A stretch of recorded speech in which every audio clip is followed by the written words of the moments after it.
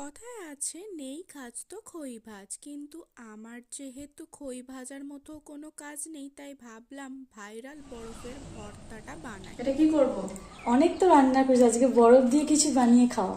ঠিক আছে, চলো আজ দেখি বরফ দিয়ে কি বানানো যায়।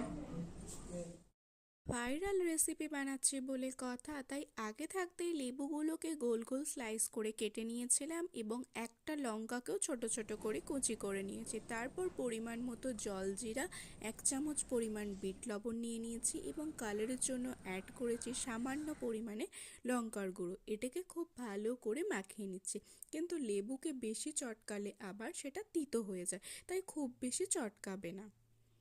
এরপরে যেটা মেন ইনগ্রিডিয়েন্টস, যেটা দিয়ে আমরা অ্যাকচুয়ালি বরফের ভর্তা বানাবো, বরফগুলোকে কয়েকটা নিয়ে নিয়েছি, কয়েকটা আইস কিউব নিয়ে নিয়েছি। এবারে ওটা দিয়ে খুব ভালো করে আমরা কিন্তু